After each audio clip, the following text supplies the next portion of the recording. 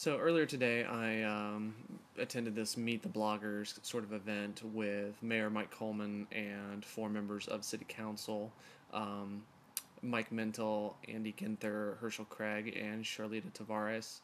Um, they all just kind of wanted to sit down with some of the local bloggers and um, share some of their ideas, answer some questions, and kind of treat us like we're real members of media, I guess. So I just want to give a kind of a quick overview. The whole thing was videotaped, recorded, but I'm not sure how soon that information is going to be available for distribution on this blog here, and I don't know. How well it's going to turn out or anything. So I wanted to kind of get my thoughts out here real quick. Um, the majority of the questions asked were about various policies. People brought up the streetcars, attracting and retaining young professionals, um, just the issue of transportation, building housing, safety. Um, there was a bit of a skew towards downtown and the downtown neighborhoods because I believe most of the bloggers that, or at least the ones that were there in attendance, live and work and hang out downtown. So, real quick, the questions that I had an opportunity to ask. The streetcar was brought up by someone else, and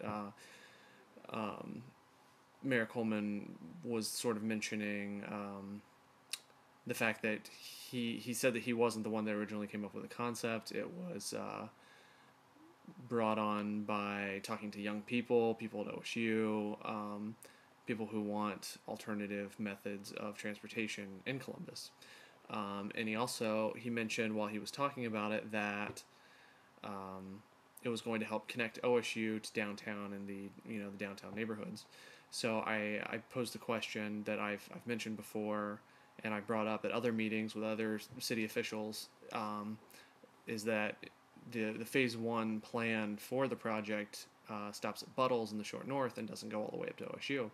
And he stated, which was great news to my ears, that he attended a planning meeting for the streetcars just yesterday, and the decision was made to extend the line phase one up to OSU.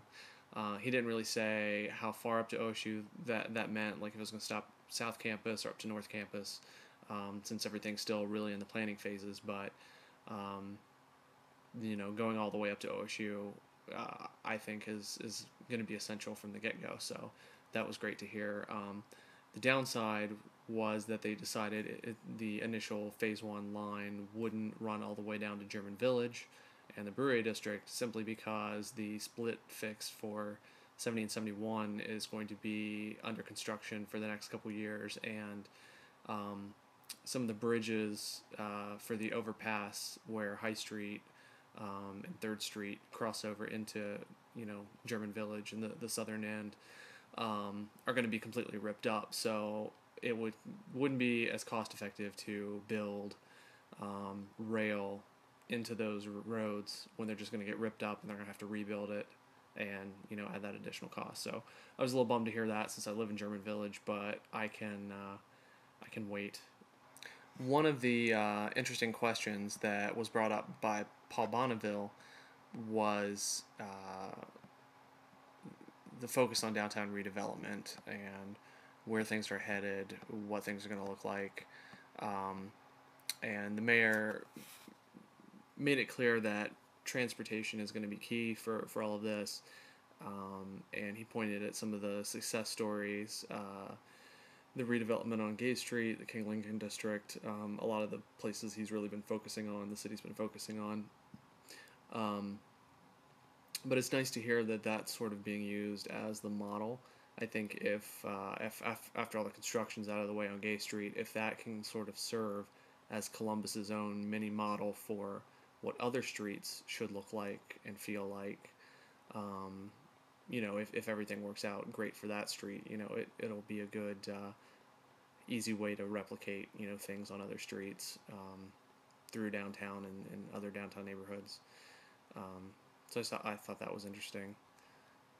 One other thing I couldn't help but notice at this event is that there were 0 female bloggers in attendance. Um, And the more I kind of thought about it, the female bloggers that I do know seem like they have more specific topic driven blogs. A lot of them are food bloggers. Um, my wife blogs, and it's like crafting mostly oriented blog.